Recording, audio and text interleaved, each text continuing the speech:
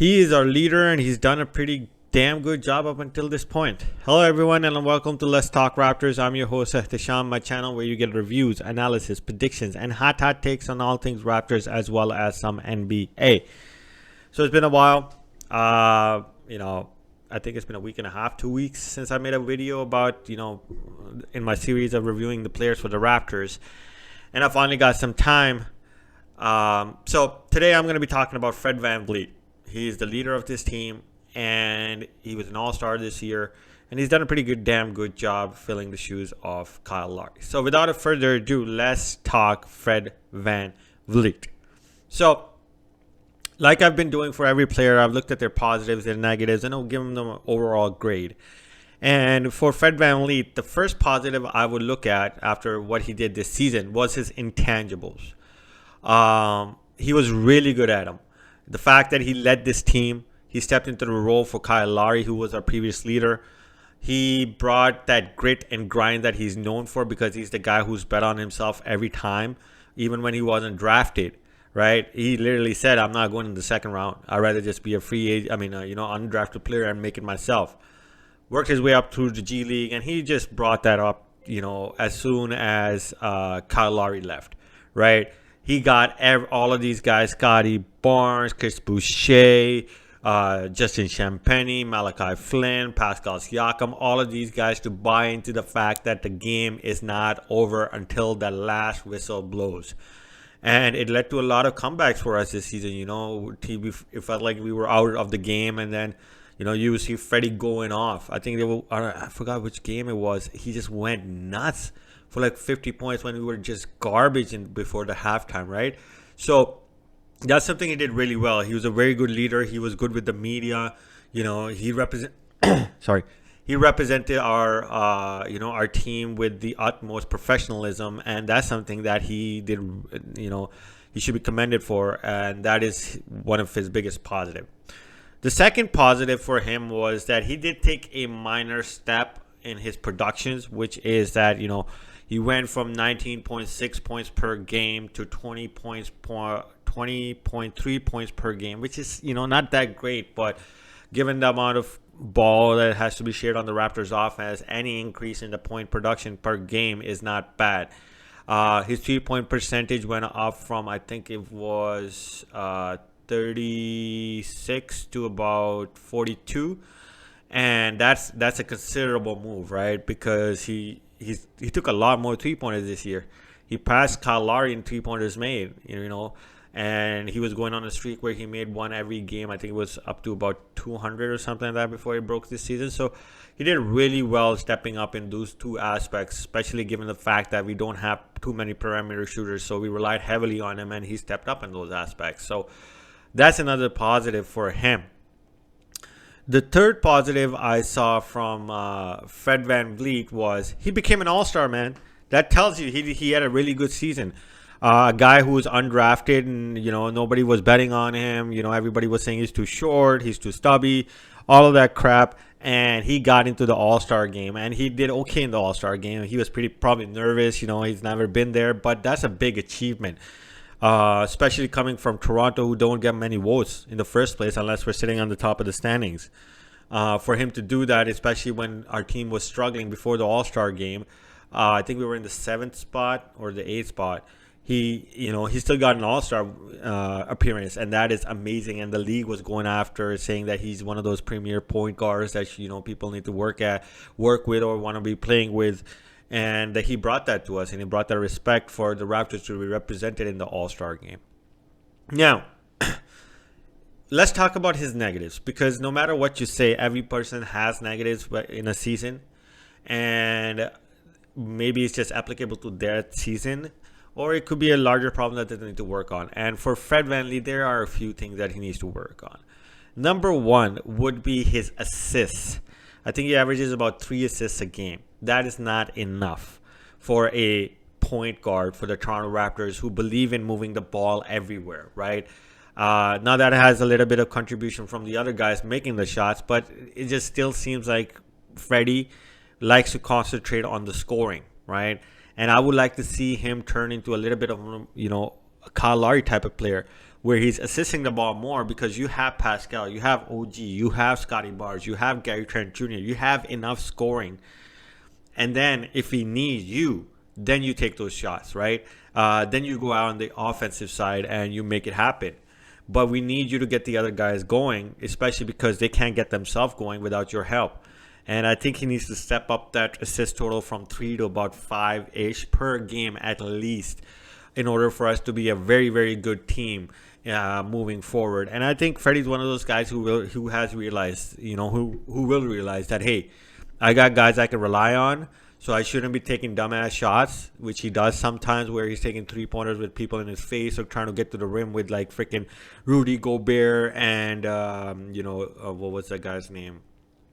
The other Utah center standing, and he's trying to get to the rim, so they just block the hell out of him. So that's something that I think he needs to improve on, and that wasn't really there this season because I expected him to do that. But you give the guy one season to become the next Kyle Lowry assist type of guy. And like I mentioned, so the second one is what I was mentioning in regards to him finishing at the rim. He's gotten better at it, but he's still not there. I think it has to do a lot with his size. But if Kyrie is brilliant at it. I hate the guy, but he's brilliant at it. But there's other tinier guards like Mike Conley, these guys.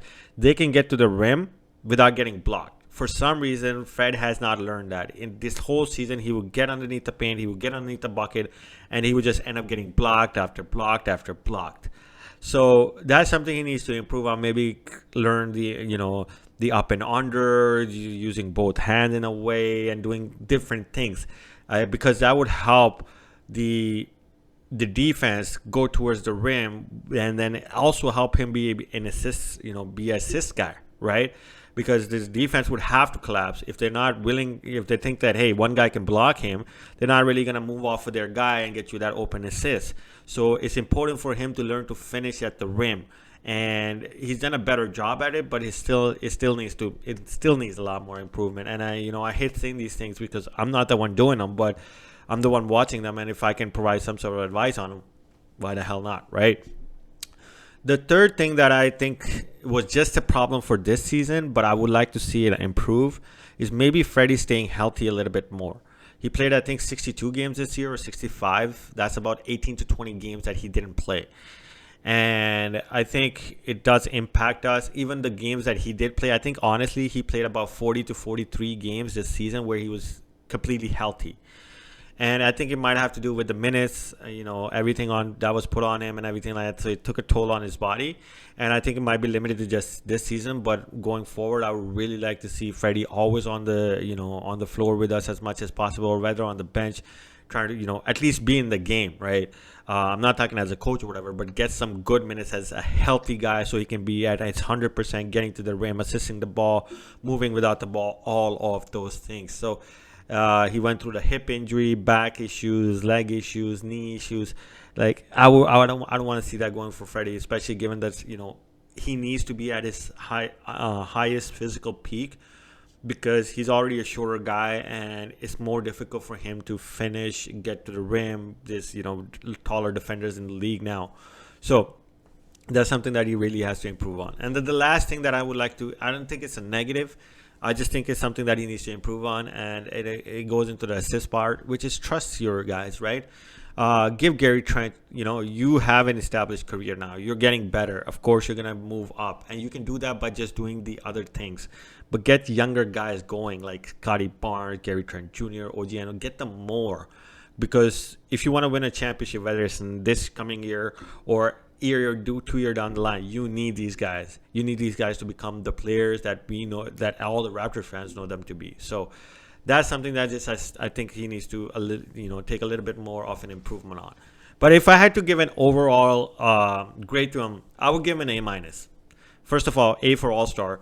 But minus, just because as a point guard, you expect more of a assisting role, guiding the younger guys on the floor to get more production out of them. And I think he's just slightly behind that. And you want to give players like Fred VanVleet something to improve on, because if they don't, it's not worth it for them, right? He's not going to enjoy his basketball. He's one of those guys, he's consistently working on his game to try to improve. And to say he's A-, makes him want to achieve A plus, A plus plus plus plus, whatever. And that's something that I think needs to be valued into what grade I gave him. So do I believe in Fred VanVleet? Hell yes. And do I think he needs to continue to be our point guard going forward, at least for the next few years?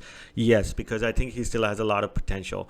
Do I think the Raptors should extend him just now? I don't know. I'm still a bit iffy about it, because if there's a better, like, extending him for a cheaper deal that can result in a better trade down the line, great.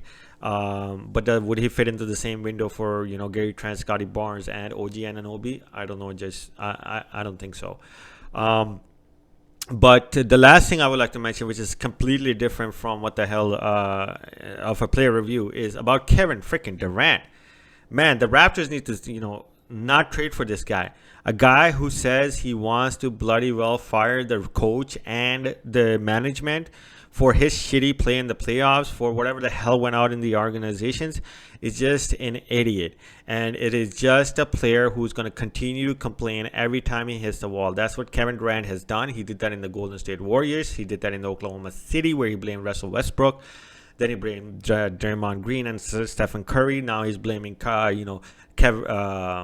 Steve Nash and Sean Marks, and not seeing his dumbass friend Kyrie Irving cost him everything. So should the Raptors be in the stake, give up OG Anunoby for a guy who's going to complain about everything? No. Hell no. Well, that's what I have for you guys for this video. Please hit that like and subscribe button for the channel. Not on the Facebook, but on the channel. And leave comments in the comment section, man. I don't really get to talk to you guys because I don't get many comments. But please help the channel grow, and I will see you guys in my next video.